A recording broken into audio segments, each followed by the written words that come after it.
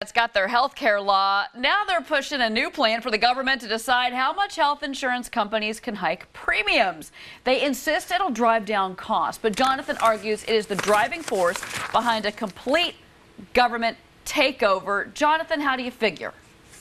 That's the plan here, Cheryl. I mean, listen, if healthcare is a private business, what would give the government any right to control it at all, control prices at all? The fact of course, is that health insurance is not a private market. It becomes even a less of a private business after the government gets involved. And then blaming health insurance companies, Cheryl, it's almost like tying a man's legs together and then blaming him for not running the mile fast enough. This is the back door to a government takeover of healthcare, and that's the direction that this president is taking us. Painful, but anyway. Steve, so the other thing is that what they're saying here is that Steve, is that the states, if they don't get it done, if they don't control premium hikes for these companies, a lot of them say they don't have the ability to do it because of budgets. They're saying the feds can just now come in and take control. Isn't that a takeover of healthcare? No, because I mean the states are already regulating insurance premiums. This is just a transfer from the states to the federal government.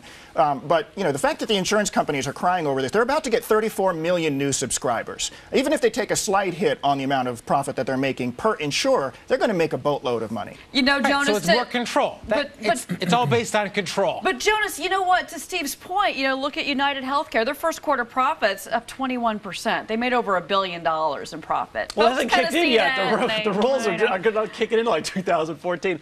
Look, you can say gasoline could be $1, right? I mean, it's going to lower the price of gasoline, but you're going to be in line for 18 hours to buy a gallon of it. Russia had low prices that were fixed, but people were in lines to buy stuff. You want to limit the availability, cap the price. Now, to the overall thing, is it a takeover? It's an indirect takeover. Look, there's no health care over 65 in the private markets. It's because the government took it over with Medicare. Medicare is subsidized by taxpayers. You can't compete with that as a private business. So if you start offering government taxpayer subsidies to offer health insurance, you're going to wipe out the private health insurance industry because they can't compete with your taxpayer subsidized dollar. It's that simple. So yeah, it'll happen. There's a right way to do this, and there's some good things in the healthcare plan, but this is a little heavy-handed. Tracy, but what they're saying basically is that on the other side is that they've got to control costs somehow. That's what the insurance companies say. That's their defense. Who's controlling costs anywhere in this administration, Cheryl? We've seen these numbers. They're ballooning. This is going to cost us more and more. Don't think it's not coincidental that everything doesn't kick in until 2014, because we'll have already been past elections. Everybody will already be settled into pretty much the administration staying exactly where they are and pushing this agenda forward. Jonathan's right. We are moving into pretty much an all-over takeover of healthcare, and people just need to sit back and prepare for it. Oh, well, as Jonathan smiles because he's right. John, is Jonathan right on this one? Say that again, Cheryl? Is Jonathan right?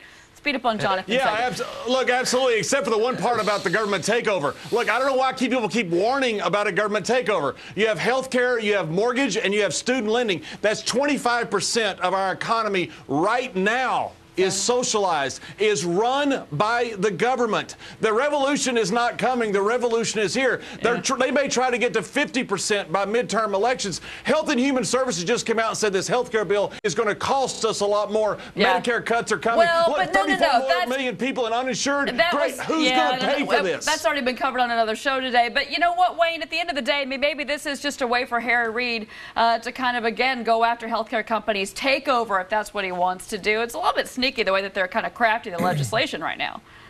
Well, the problem is that the legislation was ill-conceived in the first place. Health insurers could not compete across state lines. They need to be competitive. They have to compete with each other, not with the federal government. You can't do this with regulation.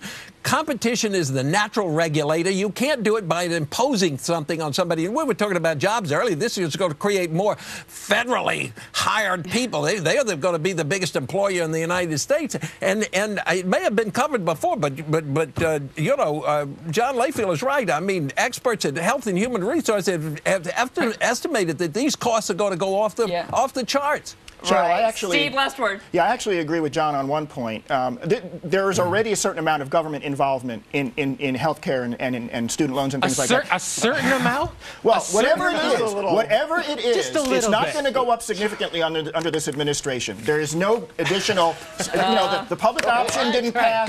There's no additional government insurance agency that's been created with this law to compete with private insurance. You just wait. You just wait. Steve, a lot of agencies going to get created over all Lord, those guys. Steve. Dear elderly baby boomers, it's just a little. Wait. All right, Wayne, real quick, last words. Steve, why was there no tort reform in this bill? Answer me that. Not yet. It's coming. It's not coming. absolutely. Dear Lord. Wasn't in there anyway.